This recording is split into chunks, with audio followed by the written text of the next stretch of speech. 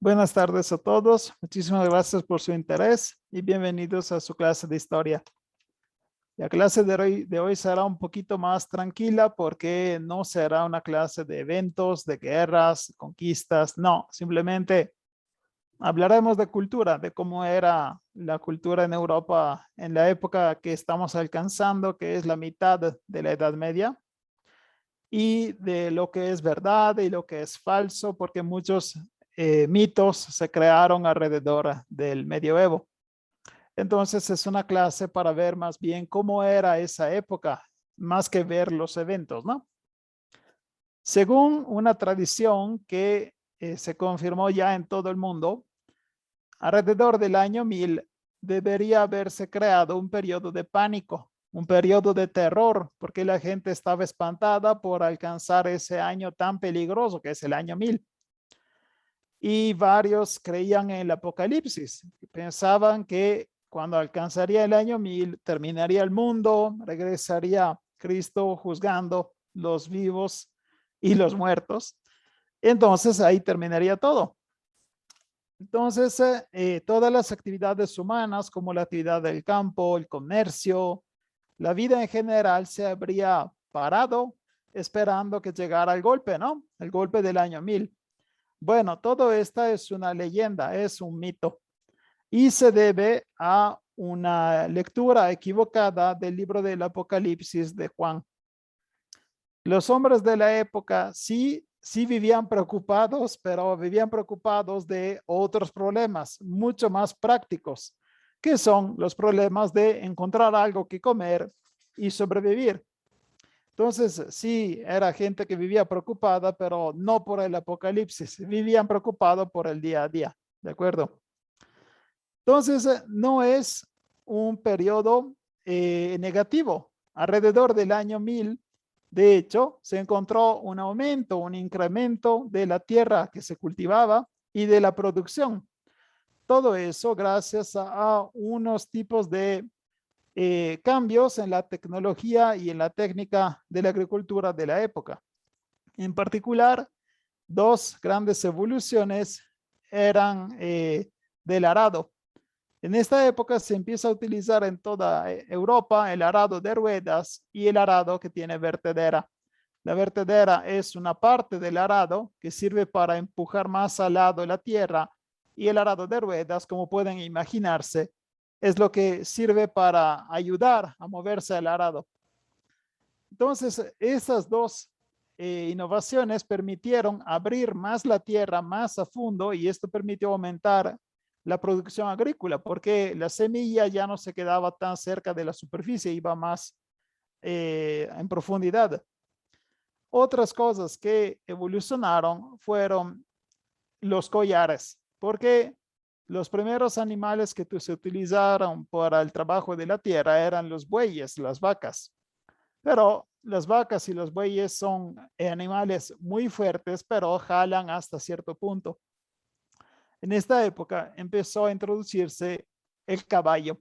El caballo no solo es más caro, sino que es mucho más fuerte. Un caballo en condición de buena fuerza jala de 4 o 5 veces más fuerte que una vaca. El problema es cómo usaban el caballo. El caballo no se utilizó ya desde un inicio por unos problemas evidentes de su físico.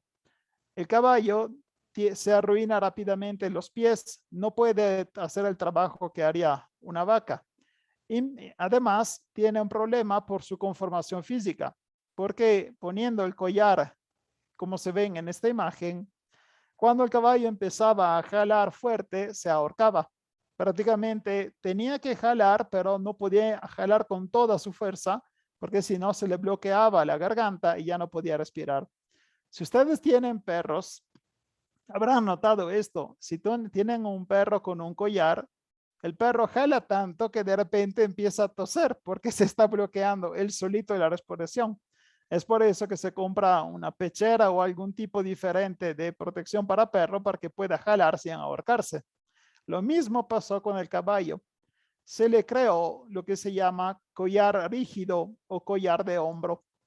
Lo pueden ver aquí mejor. El collar rígido es un collar, como dice la palabra, duro, no son correas. Es un collar de madera que se ponía en esta parte y como pueden ver, la presión cuando él jalaba le daba todo en los hombros, la parte alta de la pata, ¿no? Entonces, prácticamente desde la versión en que el caballo jalando se ahorcaba, pasamos a esta versión en donde él puede jalar con toda su fuerza y aún así no le molesta, porque toda la presión va hacia el pecho y la respiración sigue bien.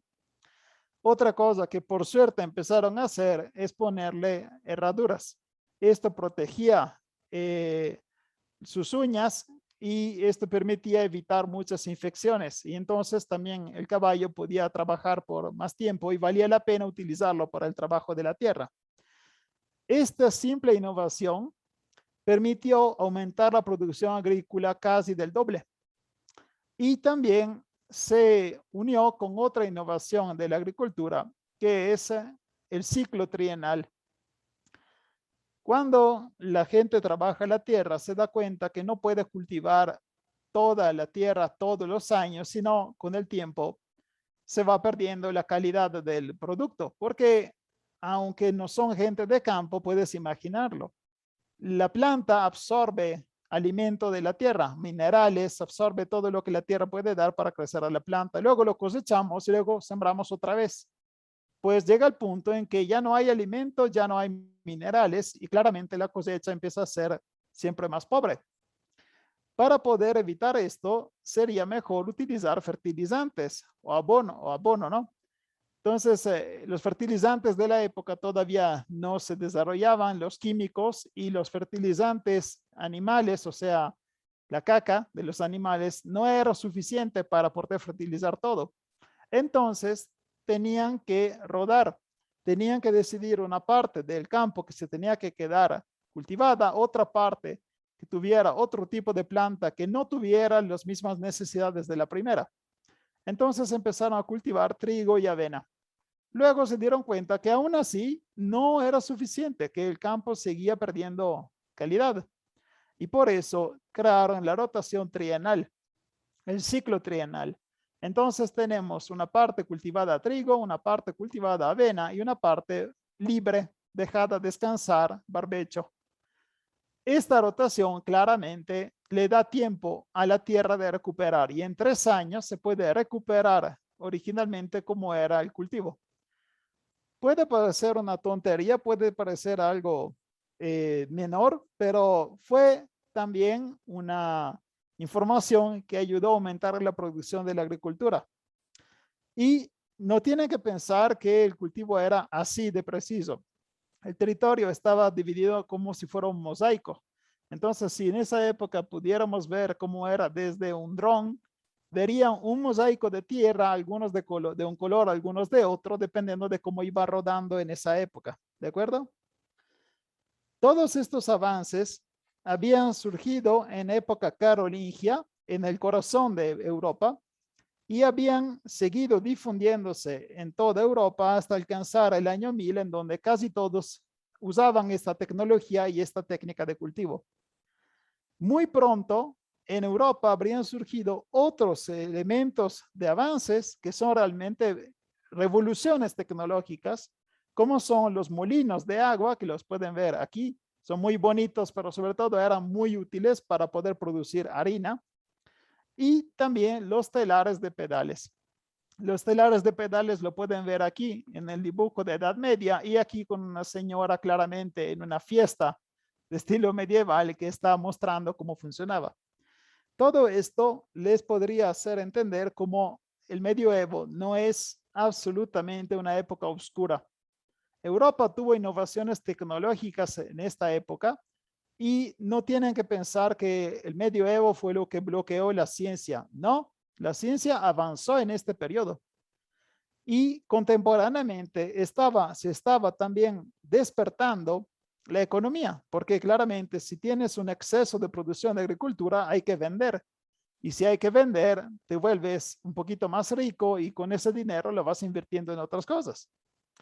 Entonces, esta revolución de agricultura y de industria hace nacer una nueva clase social que se llaman negociantes, que literalmente son los mercaderes.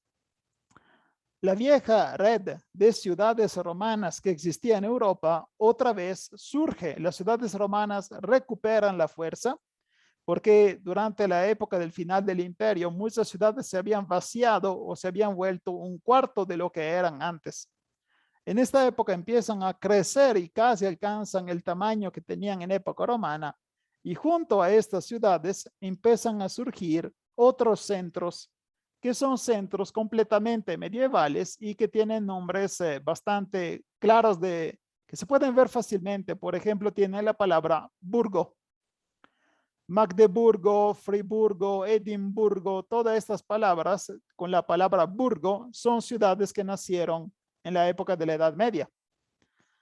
Y estos centros se volverán siempre más importantes también a nivel político hasta alcanzar la edad de las comunas. De esto hablaremos en una de las siguientes clases. Entonces, con todo lo que les expliqué, uno podrá pensar, pero ¿por qué existe el mito de la edad del año 1000?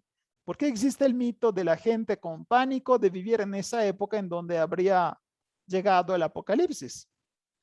Todo esto se debe a unos historiadores del 1800 que ignoraron o simplemente fingieron de no ver, que no estaban viendo todo lo que acabo de explicarles, que el año 1000 fue un año de crecimiento, fue un año de prosperidad, fue un año de tecnología. Y estos historiadores crearon el mito del apocalipsis del año 1000 y confirmaron la idea que el medioevo era una época de superstición, de miedo, de religión y de oscuridad. Es una leyenda. O sea, la gente de la época era muy religiosa hasta cierto punto, pero esto no limitaba su vida. Siempre hubo un esfuerzo para vivir bien y para festejar. ¿Cuál es el origen de este mito? Se debe a un texto. El texto se llama Anales de Hirschau y este texto fue escrito por un benedictino que se llamaba Tritheim. Él copió y comentó una crónica anterior de otro religioso que se llamaba Gilberto de Gembloux del siglo XIII, que escribió sobre el año 1000, pero se darán cuenta de algo. Si esta persona escribió en el siglo XIII, significa que estaba escribiendo 200 años después del año 1000. Él no vio esa época, no vivió esa época. Entonces, en esa crónica, él hablaba de terribles eventos como temblores y el pasaje de una estrella fugaz y todos eventos negativos que parecían confirmar el apocalipsis. Nada de eso pasó. Una sola crónica, una sola, que no encontró confirmación entre otros textos contemporáneos y ni siquiera en actos oficiales, se encuentra en esa época del año 1000 y habla negativamente.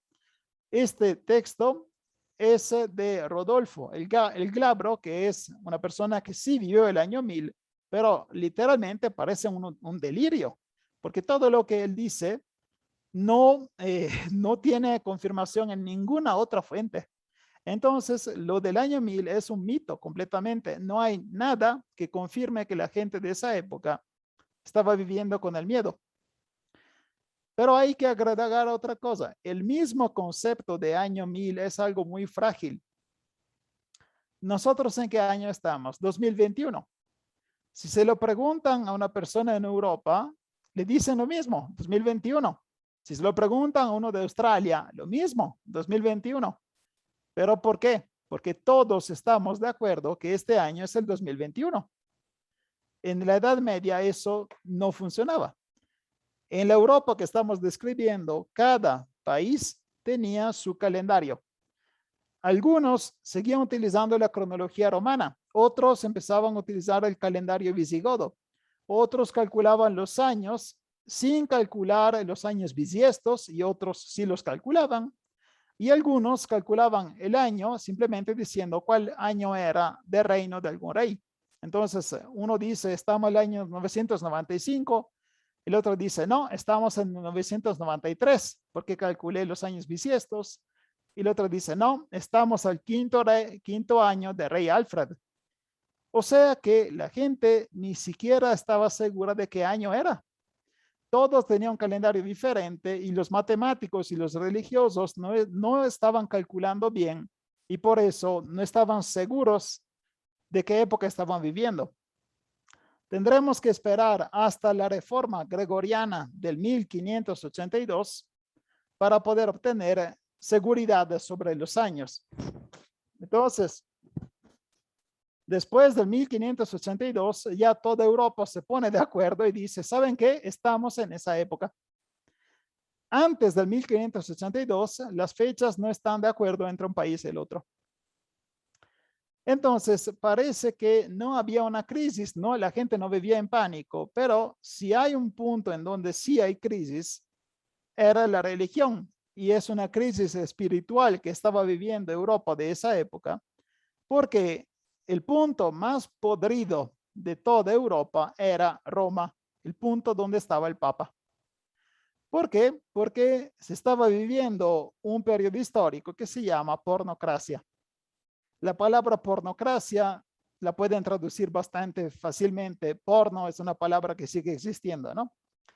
Es una palabra que surgió en área protestante, o sea, entre los religiosos de los protestantes, y que significa gobierno de las prostitutas. Porne era prostituta en griego. Entonces, este gobierno es prácticamente una forma en la que las concubinas, las prostitutas, tenían un poder personal que a veces era superior al que tenía un hombre que estaban acompañando. Y cuando muere este hombre, ellas se mantienen el poder. Porque una persona podrá pensar, siempre hubo mujeres que utilizaban el sexo para poder conquistar poder. Claro que sí, claro, es una arma como otra. Pero esto no significa ser en pornocracia. Si una amante, una prostituta logra conquistarse los favores de un rey o un emperador, esto se debe porque este rey la favorece. Pero en el periodo de pornocracia, la misma prostituta se vuelve la dueña. Y el rey que le dio el poder ya se vuelve un personaje secundario. Esto es lo que define una pornocracia. Este periodo va desde el 904 hasta el 964. Los papas de ese periodo habrían actuado o gobernado bajo la influencia de mujeres fuertes que pertenecían a la familia romana de los condes de Túsculo. En particular, dos mujeres, Teodora, que es la madre, y su hija, que se llama Marosia. Entonces, todos estos papas que pueden ver en esta lista eran amantes, hijos de una de las dos. Teodora se vuelve senatrix, o sea, senadora, cuando se casa con el senador Teofilato. O sea que con esta boda, Teodora se vuelve una persona importante bajo el punto de vista del honor de la ciudad. Tuvo relaciones también sexuales con papas y con cardinales para aumentar su influencia en la corte del papa. Su hija, Marosia, ella también se volvió una concubina del papa Sergio III. Y durante su pontificato, durante su poder, Teodora, Marosia y también otra hermana que se llamaba Teodora II tuvieron el control casi completo sobre Roma. Entonces, en esa época había un papa, pero quien realmente tenía el poder eran estas mujeres. Un hijo de Marosia se volvió papa con el nombre de Juan XI. Este Juan XI alcanzó el trono papal cuando tenía 21 años. Imagínense cuánto era religioso y cuánto era preparado para este cargo a 21 años. La gente de 21 años sigue haciendo pendejadas. Y en esa época, uno de 21 años ya había alcanzado el rol de papa. Se volvió papa en el 931. Cuando se volvió viuda en el 932, planeó de casarse con el rey de Italia, Hugo de Provenza. Pero había un problema. Hugo de Provenza era su cuñado. Ahora, en esta época, 2021, no se ve bien que se casen uno con su cuñado, ¿no? Y tampoco en esa época. No se podían casarse en la familia porque, además de ser enfermo, es un problema legal. Pero ellos tenían suerte porque el Papa, su hijo, hizo ignorar esta ley canónica que prohibía la boda entre parientes. Entonces su hijo ayudó y le dijo, ¿sabes qué? No importa, mi mamá sí puede casarse con su cuñado. Marozia tenía otro hijo que se llamaba Alberico, no era el Papa, era otro, ¿ok? Alberico quería obtener el poder en Roma. Durante la ceremonia de boda, se hace la ceremonia, luego se organiza la fiesta y empieza la tragadera, ¿no? Como en todo el mundo. Cuando empiezan a comer todos juntos, Alberico es obligado a servir como mesero, porque es uno de los hijos de la señora que se casó, entonces es parte importante, pero está sirviendo a las mesas. Mientras estaba sirviéndole agua a Hugo, a Rey, que acaba de casarse con su mamá, él adrede empieza a verter agua sobre las manos de Hugo. Prácticamente finge equivocarse y no llena de agua la copa, sino que el agua termina en las manos de Rey. Hugo se encabrona muchísimo y le da una cachetada a Alberico. Y esto fue un terrible error, porque esta es una ofensa muy grave, porque Hugo, aunque fuera rey, seguía siendo un franco. Y para los romanos, los francos son bárbaros. En cambio, Alberico era un romano puro de Ciudad de Roma. Entonces, ¿cómo es posible que un bárbaro le dé una cachetada a un romano? Alberico toma esta ofensa y la usa como excusa para dar inicio a una revuelta en la ciudad de Roma. El pueblo se une a él para poder cazar a este pinche bárbaro que cacheteó a un romano, y todo el pueblo junto ataca al castillo de Sant'Angelo, que todavía se encuentra en Roma, y obliga a Hugo a escaparse. Y esto da inicio al dominio de Alberico sobre Roma, y este dominio durará más de 20 años, del 932 hasta el 954. Ahora, este periodo parece raro, ¿no? O sea, no se habla mucho de este periodo. La historiografía parece haber cambiado un poquito la idea de qué pasó, porque muchas fuentes de esta época no nombran comportamientos raros o criticables de estas mujeres de Roma, ni siquiera las fuentes que llegan de Constantinopla. ¿Por qué digo ni siquiera lo que llega de Constantinopla? Constantinopla era rival de Roma. Había un poder que a rato se va a separar de Roma, van a ser otra iglesia, la iglesia ortodoxa. Pero Constantinopla, aunque oficialmente seguía siendo parte de la iglesia católica, odiaba a Roma. Entonces, si en Roma estuviera presente este periodo terrible con prostitutas y amantes que están teniendo el poder de la ciudad en lugar de los papas, la primera que se quejaría y que gritaría al cielo sería Constantinopla. En cambio, Constantinopla no dice nada. Entonces, podría ser que este periodo sí pasó algo de amantes y todo eso, pero no fue tan grave como parece explicarlo las fuentes protestantes. O sea que los protestantes dieron más fuerza a la pornocracia para arruinar la imagen del Papa de Roma, mientras que no se veía tan diferente de las cortes que existían en el resto de Europa.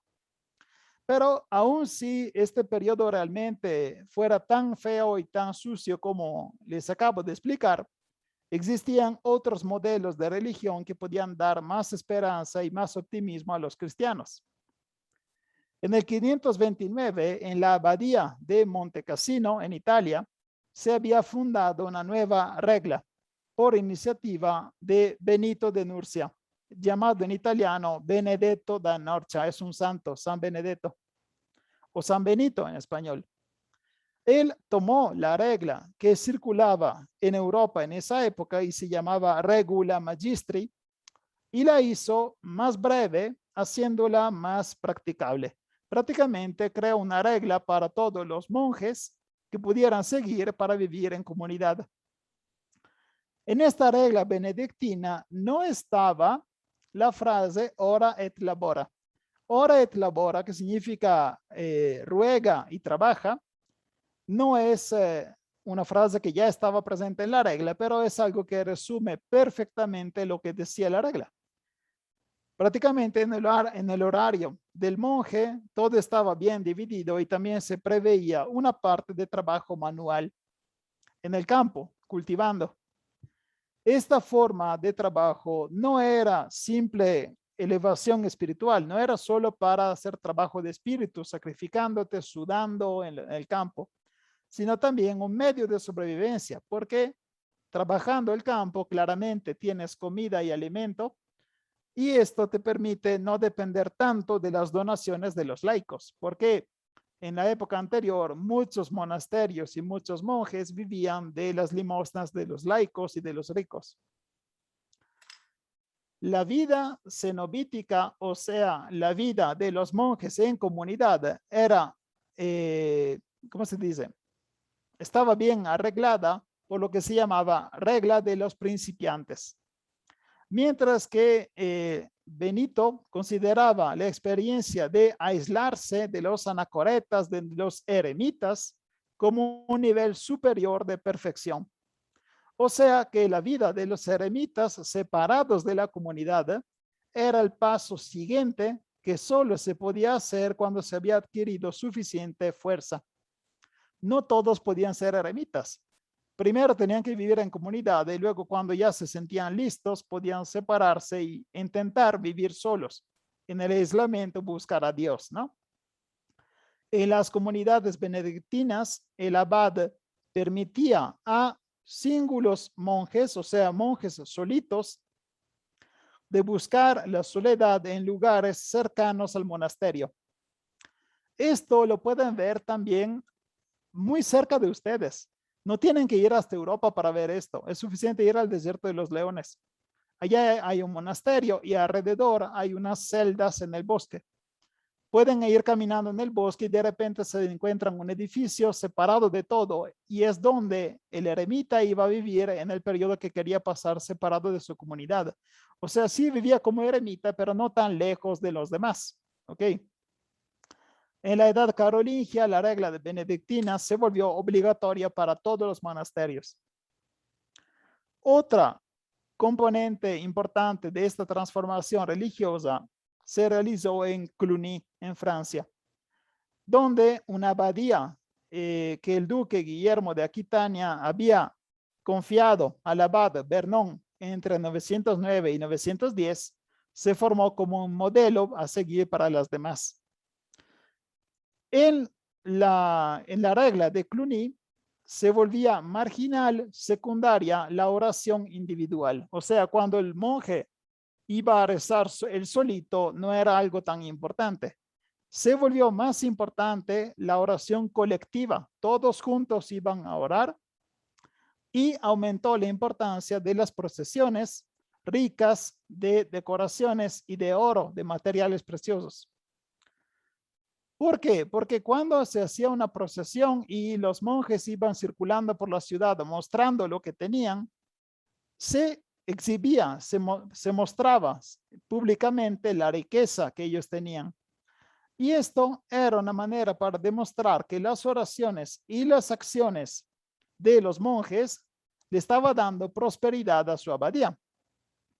Los señores que estaban alrededor de la abadía de Cluny se daban cuenta que el dinero que usaban los monjes era bien utilizado y por eso empezaban a darle más dinero, aumentaban las donaciones. Y mientras aumentaban las donaciones, también aumentaba el dinero administrado por Cluny de manera correcta y esto aumentaba ulteriormente las donaciones. Prácticamente era un círculo virtuoso porque más los monjes administraban bien el dinero y más lo recibían. Cuando un monasterio se veía pobre, esto se veía con bastante sospecha, porque se creía que ellos no tenían disciplina y vivían en el pecado, porque las oraciones que ellos hacían no eran eficaces y no sabían administrar el dinero. Prácticamente en esta época, tener riqueza y tener poder no era algo que demostraba que eras corrupto. Al contrario, demostrabas que Dios estaba a tu lado y que eras un buen administrador. Esta relación especial entre Abadía de Cluny y la nobleza de Francia no se limita a la sola Cluny. Con los tres abades siguientes, que se llaman Odón, Mayolo y Odilon, hubo un enorme éxito de la versión cluniacense de la regla benedictina. Entre el siglo X y el siglo XI surgieron en Europa 1450 prioratos que dependían de la casa madre de Cluny. Las pueden ver aquí. Los cluniacenses son estos puntitos rojos. Pueden ver que parece Europa que está enferma de tantos puntos que tiene, ¿no? Bueno, cada priorato era libre del control del obispo. O sea, el obispo local no tenía control sobre ese priorato porque todos los prioratos solo respondían a Cluny. Y Cluny solo era inferior al Papa. Entonces había una cadena de poder muy precisa. El Papa era superior al abad de Cluny y el abad de Cluny era superior a todas las abadías, disculpen, a todos los prioratos que estaban en Europa. Y había una sola casa madre que era Cluny. Esto determina el nacimiento de una congregación monástica. También la regla de los eremitas tuvo algunos progresos en este periodo. Romualdo de Ravenna impulsa la creación de colonias eremíticas en islas, en pantanos o en bosques, prácticamente en todas áreas donde no tuviera mucha gente. Y empieza a formar una colonia importante de eremitas en Camaldoli. Lo que están viendo es la comunidad de Camaldoli actualmente, la ermita de Camaldoli, en el norte de Arezzo, en Toscana. Eso fue un centro de congregación donde las normales relaciones entre los órdenes monásticos estaban invertidas. ¿Por qué? Porque en un monasterio normal, los monjes eran superiores a los eremitas. Los eremitas eran secundarios y se separaban de los monjes. En cambio, en Camaldoli, los eremitas eran los que tenían el poder y la comunidad de monjes eran secundarios y tenían que responder a las órdenes de los eremitas. Otra función religiosa muy importante que se desarrolla en esta época son los peregrinajes. Entre cuarto y octavo siglo, el centro más importante de peregrinación, disculpen, era Jerusalén. La gente llegaba hasta Jerusalén para visitar el Santo Sepulcro. Este viaje era muy peligroso. O sea, una persona que dice me voy de peregrino a Jerusalén, era como decir me voy a suicidar, porque viajar en esa época determinaba muchos peligros de ataque, había violencia mucho más en la Edad Media que ahora, había problemas de enfermedades y la gente no tenía antibióticos ni nada, podías caerte, podías romperte una pierna y ahí terminaba tu viaje, podrías simplemente encontrar problemas con el clima y terminar muerto por una helada o terminar muerto porque un río se desborda. Hay muchísimos peligros y un viaje de este tamaño hasta Jerusalén claramente era una secuencia enorme de peligro, además de ser una experiencia espiritual. La ocupación musulmana del área de la Tierra Santa no había bloqueado el flujo de peregrinos. ¿Por qué? Porque los califas no eran tontos. Los califas se daban cuenta que toda esta gente europea que llegaba a visitar el Santo Sepulcro era una buena fuente de ganancia. Y por eso le ponían impuestos y peajes, pero jamás bloquearon el flujo de peregrinos. Todo esto hasta el 1009. En ese año, los califas fatímides, que es un tipo de religión chií, que había conquistado Egipto y luego había conquistado Jerusalén, deciden destruir el Santo Sepulcro y es una de las causas del inicio de las cruzadas.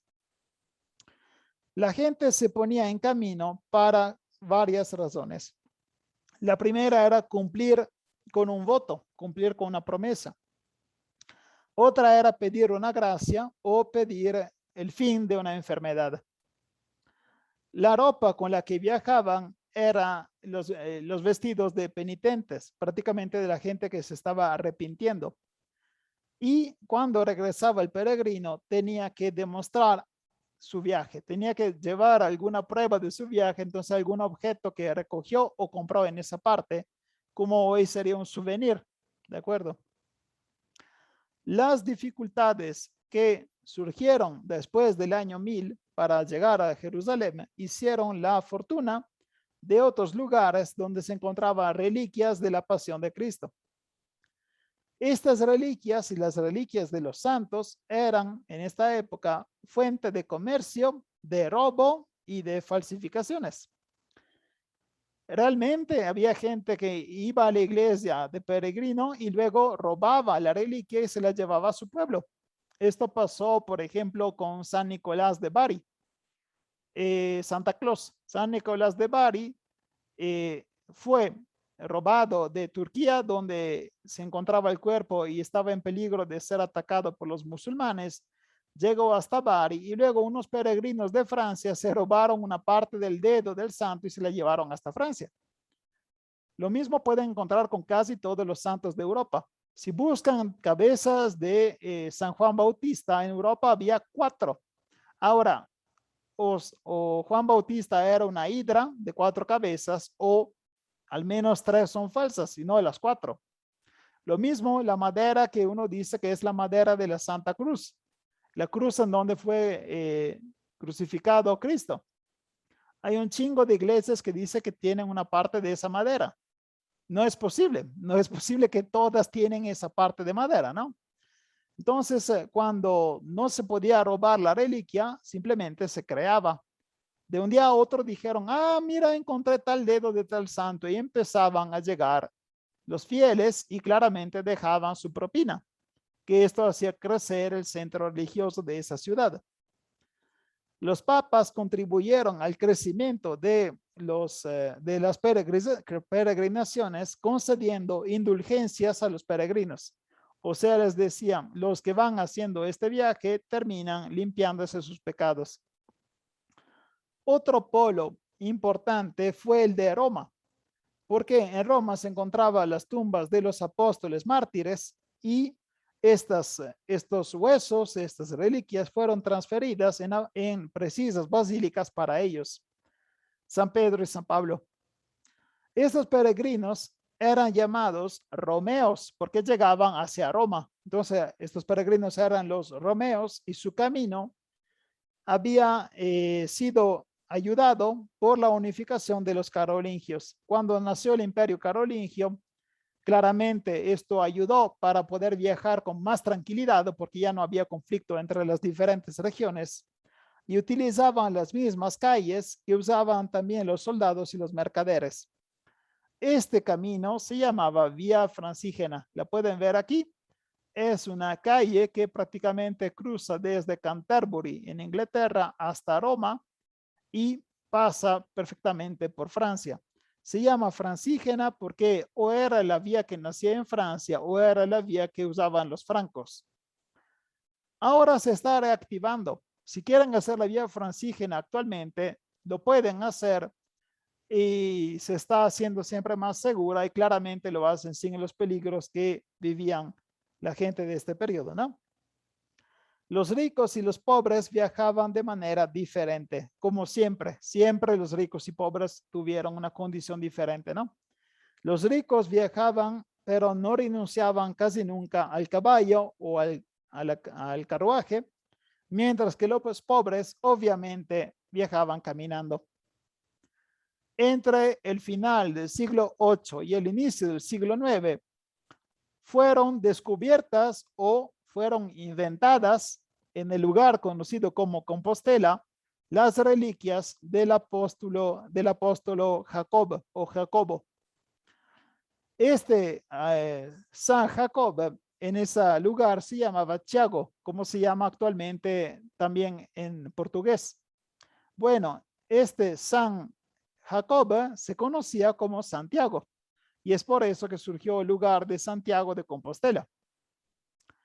Pero punto de peregrinaciones no fue solo regional.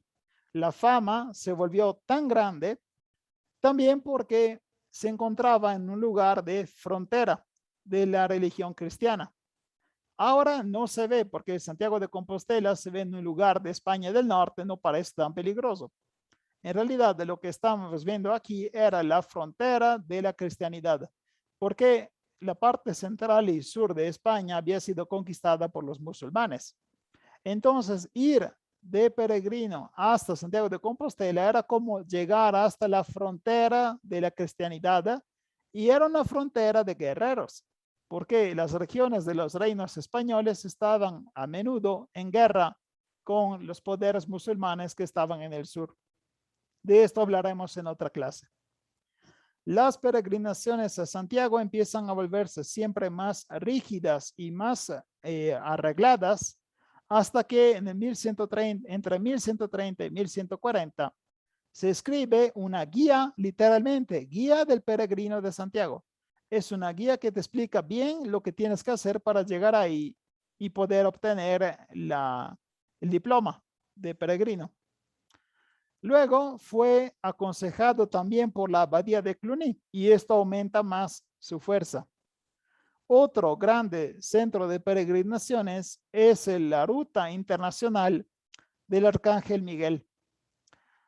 Esta ruta conectaba diferentes lugares de Europa, como pueden ver aquí. Entre los más famosos está Mont Saint-Michel en Francia y Monte Sant'Angelo en Italia. Se encuentra en el Monte Gargano. Entonces, todos estos puntos eran centros de peregrinaciones, pero imagínense uno que desde Mont Saint-Michel alcanzaba hasta Italia, posiblemente pasando por Roma. Era una peregrinación muy larga y esto te podía evitar llegar hasta Jerusalén, ¿no? Ahora, acabamos de hablar de la religión, pasamos a otro campo, que es la economía. En la parte del medioevo alto, o sea, el medioevo anterior al 1000, se desarrolla la economía curtense. Esta toma el nombre de curtis. La curtis o villa era la gran propiedad de la tierra. Entonces, una hacienda, una gran hacienda en esa época se llamaba curtis. Esta hacienda se dividía en dos partes principales. La pars dominica, que significa la parte del señor, la parte del dueño, que estaba bajo el control directo del señor, y la pars masaricha, que era asignada a unos granjeros que eran dependientes del dueño, pero tenían un cierto grado de libertad. Estas partes no eran compactas, no tienen que imaginarse que era mitad y mitad. Era, como ya les dije antes, un mosaico. O sea, había un campo de Masaricha, un campo de Dominica, 2 de Masaricha, otros 3 de Dominica. Todo estaba bastante mezclado, no estaba bien dividido de manera matemática o de manera tan geométrica, ¿de acuerdo? Y había otra parte que se llamaba alodio. El alodio era la pequeña propiedad privada. Entonces, la hacienda en sí era dividida entre Dominica y Masaricha y una parte era de pequeños granjeros, dueños completos de su tierra. Ahora empezamos a hablar bien de todas estas partes. La pars dominica era el centro colector de la producción de toda la propiedad.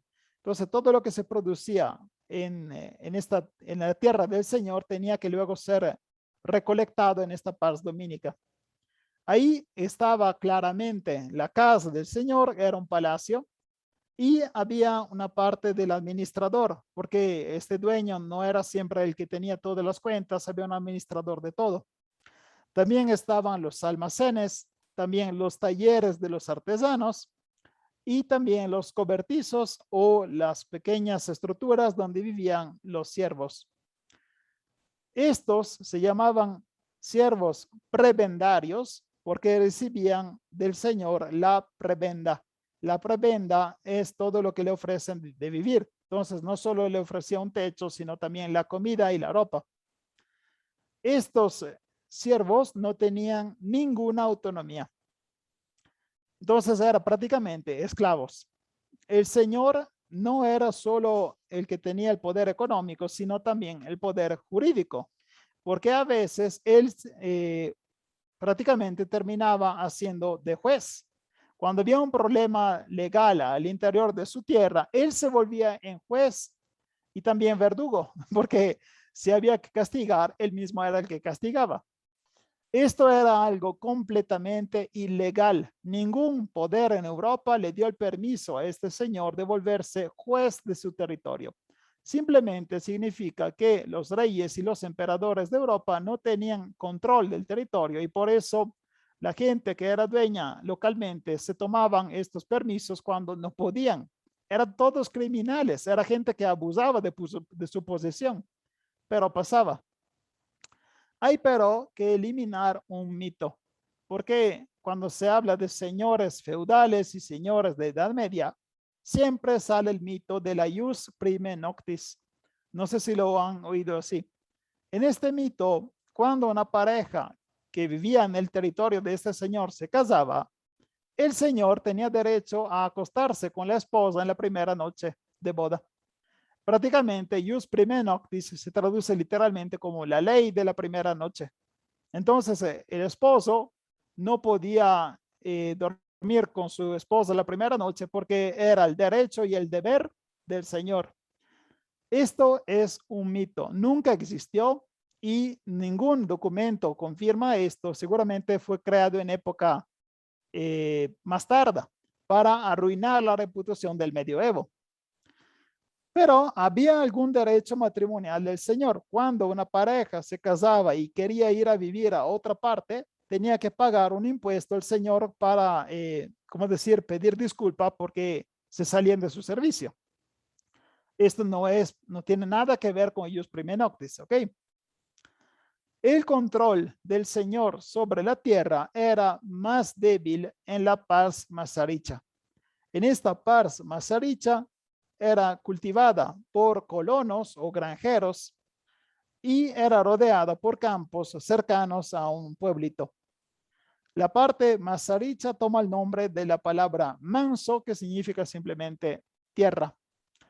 Entonces, en esta parte tenemos otra vez granjeros, siervos casatos y colonos.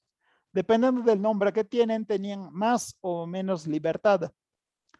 Estos tenían que darle al Señor, pagar unos tributos, y los tributos se pagaban con los productos de la tierra, o sea, una parte de la cosecha hay que dársela al Señor. Y también tenían que ofrecerle servicio de corvée. Corvée es una palabra francesa que significa que tenían que ofrecer trabajo gratis. O sea que en algunos periodos del año, claramente en los periodos donde se necesita más trabajo, el Señor iba a la pars masaricha y pedía que la gente se presentara a trabajar sus campos. Principalmente en la fase de arado y en la fase de cosechas, donde se necesita más trabajo físico, ¿no? Los tributos que se tenían que pagar y los servicios se fijaban con unos contratos escritos que se llamaban libellum.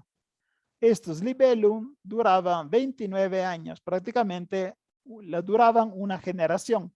Cuando los bebés se habían vuelto otros adultos, se tenía que firmar otro contrato, claramente modificándolo dependiendo si cambió la condición económica de una época a la otra. Los siervos que eran conocidos como casatos no tenían ningún contrato y podían ser vendidos como si fueran objetos. Eran prácticamente esclavos y estaban vinculados con el campo. Entonces, si una persona compraba esa parcela, ese lote de tierra, contemporáneamente compraba la familia que vivía en esa tierra. Y esta familia que trabajaba esa tierra empezaba a pagar impuestos a otra persona que los había comprado. ¿Ok? Todo lo que excedía de la producción se tenía que vender en el mercado.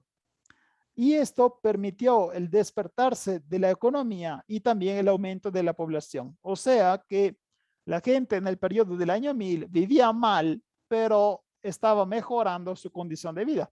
Tenían más alimento y hubo periodos peores, ¿de acuerdo? Y habrá periodos peores. Parece que el modelo de la Curtis nació otra vez en el reino franco-merovingio, en el corazón de Europa, en Francia, entre la Loira y el Reno, y luego se aplicó a las propiedades de rey. En el siglo IX, cuando los poderes públicos empiezan a perder, prácticamente los reyes y los emperadores ya no son dueños completos de su territorio, los señores locales empiezan a extender su poder también sobre la parte más ancha. Y de esta forma crean una señoría fondiaria, que significa una señoría del campo. Empiezan a fortalecer sus casas y sus territorios y pueden ofrecer ayuda en caso de ataques. Cuando los granjeros se sienten amenazados, van hacia la casa o la fortaleza o la torre del señor, y esto se conecta con el periodo del encastelamiento del que hablé la clase pasada, ¿no? Incluso algunos señores empezaron a apropiarse del poder de banno. El banno, lo vimos cuando hablamos de los merovingios, era la capacidad de juzgar, llamar los soldados y castigar. Todos estos poderes eran cosas que solo el rey tenía, pero cuando empieza la crisis del poder del rey, los señores locales se aprovechan. Esta señoría rural, porque realmente es una señoría del campo, no se afirma en toda Europa, ni se afirma al mismo tiempo. O sea, es algo que en algunas zonas llega y en otras zonas no. Y había también otras cosas que calcular, que era el control de los monasterios. En algunas zonas de Europa, el monasterio era quien controlaba el territorio y no un señor. De todas formas, es un sistema que demuestra cómo el poder se está localizando, como el señor real que demuestra que es la ley y el orden, ya no es un rey, sino tu vecino de casa, solo que tu vecino de casa es dueño de todo. Ahora, otro protagonista importante de esta época es el bosque. Parece raro, ¿no? Porque uno cuando habla del protagonista del medioevo siempre piensa a personas, pero el bosque fue una parte importante del medioevo. En la tarda antigüedad, toda Europa era dominada por bosques y estos bosques conectaban casi completamente Alemania con Italia. Imagínense un enorme bosque en donde ustedes podían pasar de un árbol a otro sin tocar el piso y llegar hasta Calabria. Esto les da la idea de cuánto era grande el bosque en esa época. La civilización romana claramente modificó el bosque porque los romanos cortaban, talaban la madera y creaban redes de caminos y ciudades. Y en la primera parte del medioevo, desastres ambientales y cambios climáticos dañaron los bosques europeos o los modificaron, porque donde se destruye un bosque, luego las plantas y los árboles que crecen son diferentes de los que estaban antes. En Italia, las colonizaciones de los granjeros en el siglo VII empiezan a quitarle tierra a los bosques. Pero en el sur de Europa hay un general crecimiento de los árboles, como en España y en el norte de Italia, en el Véneto y en el Piemonte. En la Europa del Norte empieza a desarrollarse la que se llama economía forestal. ¿Qué es la economía forestal? Es una manera de utilizar los árboles, consumar sus productos y aprovecharse de los recursos sin tener que destruirlo. Es prácticamente una economía ecológica, como llamaríamos usando una palabra actual, ¿no? Gran valor, obviamente, tenía la madera. El recurso principal del bosque es la madera. La madera se utilizaba principalmente para calentar.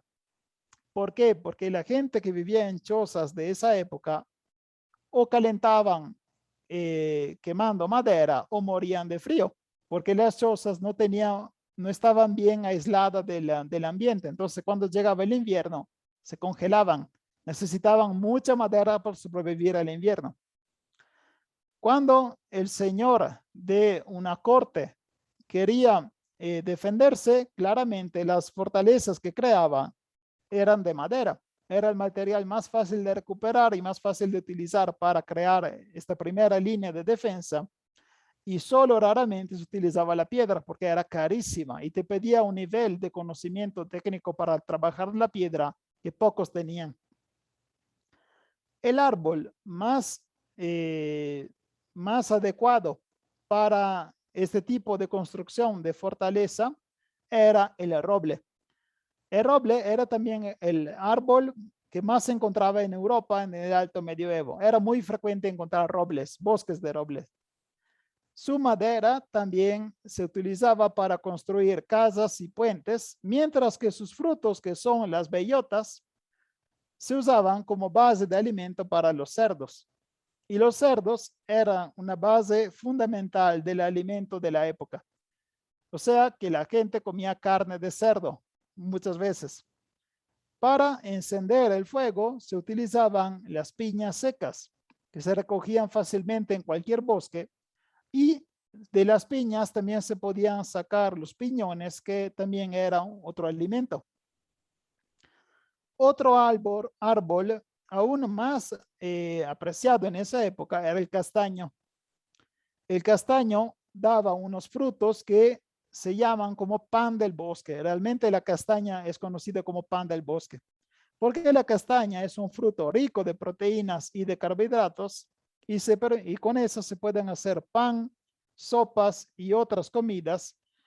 Y esto sigue siendo una base importante de la alimentación en Europa. En esta época, justamente en noviembre, la gente come mucha castaña y se va por los bosques recogiendo castañas cuando no tienen dinero para comprarla.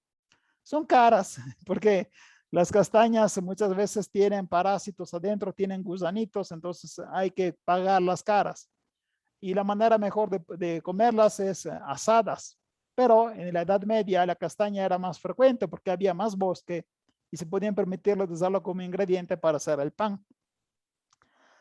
Otros productos que llegan del bosque son miel, hongos, o sea, champiñones, fresas, bayas, toda la fruta de bosque como arándanos, zarzamora, también hierbas que se pueden comer, hierbas médicas, además de todas otras hierbas que se utilizan para hacer rituales mágicos.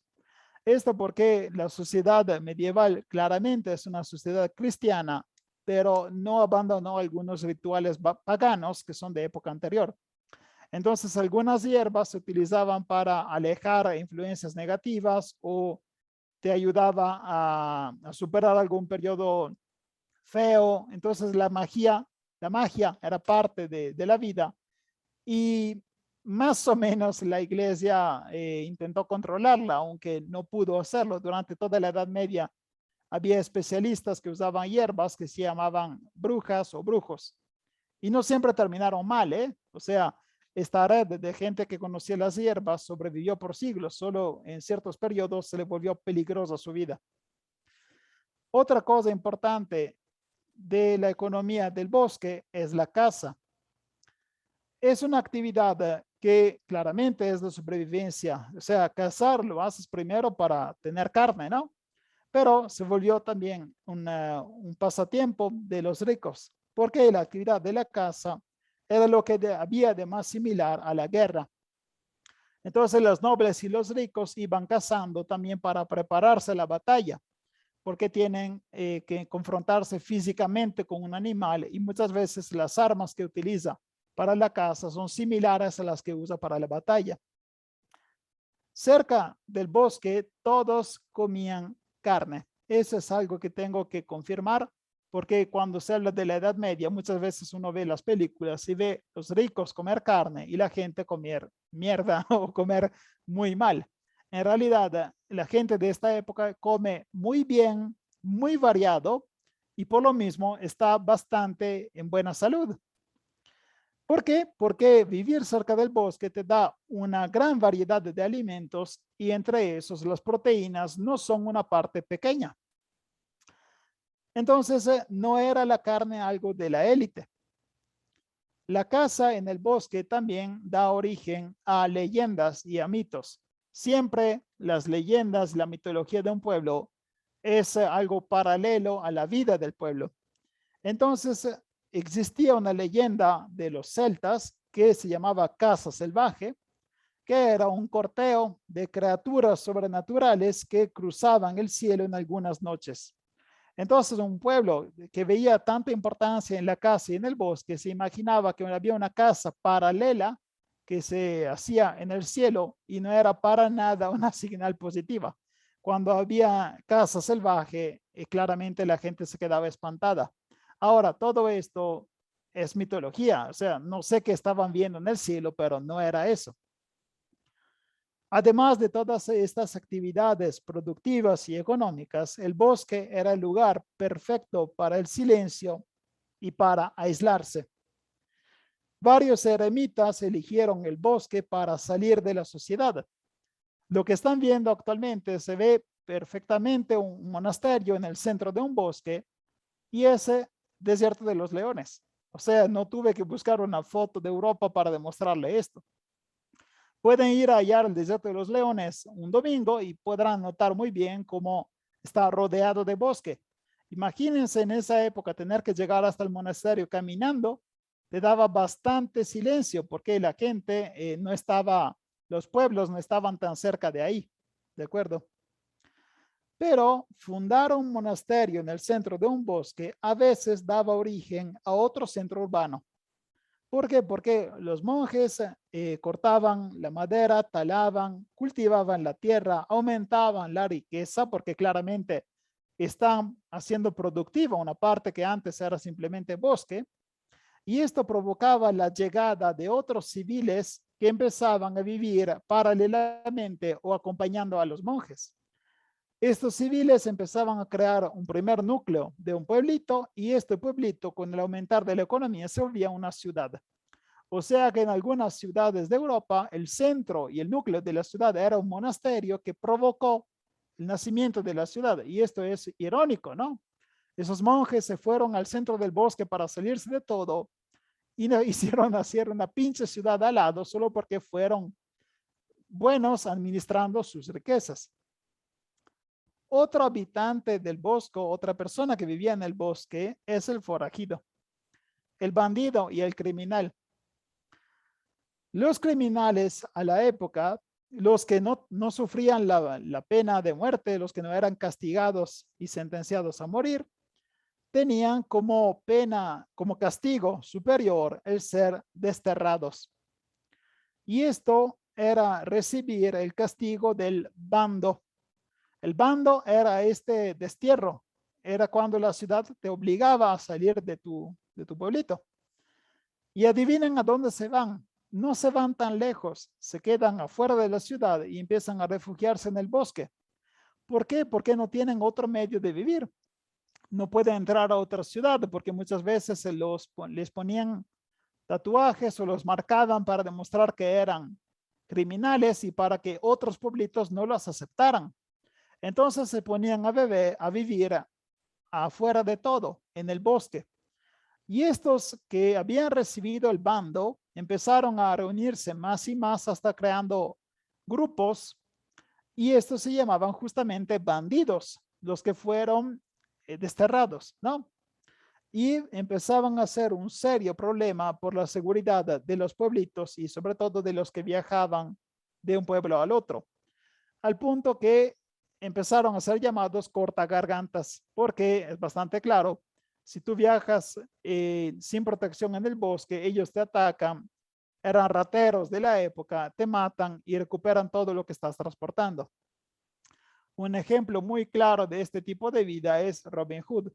Robin Hood es un ejemplo positivo de una persona que con otros forajidos está en el bosque y creó una comunidad, pero ejemplo positivo, es uno de cada 1000. Los demás grupos de bandidos eran unos criminales que para sobrevivir se habían vuelto violentos y asaltaban todos los que encontraban en el camino del bosque. ¿De acuerdo? Si les gustó la clase, pueden darle me gusta, compartirla y suscribirse al canal. Los enlaces de Spotify están disponibles en la página del canal de YouTube y si quieren apoyarme también pueden encontrar el enlace de Buy Me a Coffee en el que pueden comprar café o una clase sobre el Imperio Sirio que es para los patrocinadores. Muchas gracias. Hasta luego.